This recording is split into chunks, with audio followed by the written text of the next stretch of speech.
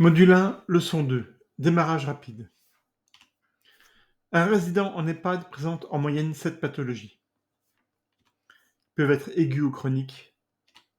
Chacune de ces pathologies en moyenne nécessite des soins, qui peuvent être divers et variés. On y reviendra. Exemple, en EHPAD, nous pouvons avoir un résident qui a une HTA, une démence, des troubles du comportement, une arthrose, des troubles de la marche et une mycose cutanée. Rien d'exceptionnel dans ce cas présenté. Beaucoup de résidents ont à la fois ce tableau clinique avec à la fois donc toutes ces pathologies. Dans un premier temps, il va falloir recenser toutes les pathologies de tous les résidents en EHPAD. Puis, il faudra classer ces pathologies dans un des 50 groupes. Exemple, le groupe numéro 10 regroupe tous les AVC, indépendamment de leur cause. On a vu ça dans une précédente leçon, où je vous expliquais qu'il y avait une fiche individuelle de cotation. Et vous voyez les 50 groupes ici. Et donc, par exemple, les troubles de la marche iront dans le groupe 47. Quelle que soit la cause, la pathologie qui se trouve derrière le trouble de la marche, ce sera donc à signaler, à cocher pour le groupe 47. Vous voyez également la démence, groupe 18, syndrome démentiel. Toutes les démences, quelle que soit leur typologie, sont regroupées ici dans le syndrome démentiel. Je vous renvoie vers la leçon précédente en cas de question. Le concept numéro 1 de la coupe pathos, c'est le couple pathologie-soin. Pour chaque pathologie de résident, il va falloir l'affecter à un groupe, le groupe pathologie, et il va falloir cocher un soin pour ce groupe, pour cette pathologie. Le concept numéro 2, c'est que le soin qu'on va cocher pour cette pathologie dans un groupe, c'est un soin requis. Qu'est-ce que j'entends par soin requis? C'est-à-dire le soin qu'il faudrait faire dans un monde parfait, même si votre établissement n'est pas en mesure de le prodiguer. Je m'explique.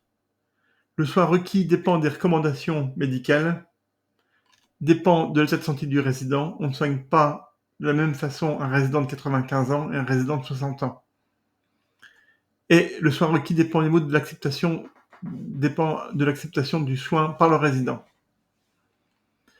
Donc le soin requis, si les recommandations vous disent il faut faire de la kinésithérapie à tel résident, parce qu'il est relativement jeune, il peut en bénéficier. S'il accepte la kinésithérapie, ça devient un soin requis, que vous puissiez le faire ou pas dans votre établissement. Si vous manquez de kinésithérapeute, vous aurez du mal à mettre en place ce soin, mais pour autant, ça restera un soin requis qu'il faudra cocher. J'espère que c'est clair. Ce soin requis, on peut le choisir dans un groupe de 7 de soins, parmi 7 groupes de soins. Je m'explique. Tous les soins sur la Terre ont été regroupés en 7 groupes. Donc, comme pour les pathologies qui ont été regroupées en 50 groupes, on va faire correspondre un groupe de pathologies avec un groupe de soins. C'est histoire de simplifier un peu la démarche. Les 7 groupes, c'est quoi? C'est le groupe S, ce que j'appelle les soins standards. C'est les soins de délivrance de médicaments, de surveillance standard de la tension, du poids, tout ce que vous voulez. Le groupe P, c'est les soins psychologiques. C'est les troubles du comportement, les maladies psychiatriques qui sont affectées à ce groupe P généralement. Le groupe R, c'est la rééducation. Toutes les fractures et traumas de la personne âgée nécessiteront des soins requis qui appartiendront au groupe R. Groupe T, ce sont des soins techniques.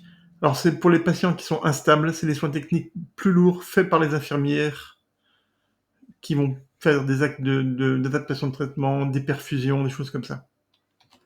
Groupe M, c'est les soins aux mourants, on y reviendra plus tard aussi. Groupe DG, soins liés à un diagnostic. Alors le groupe DG, c'est un groupe, lorsqu'on a un symptôme chez un résident, et que ce symptôme n'est pas encore relié à une pathologie. Il y a donc une démarche diagnostique qui se met en place pour trouver donc la pathologie.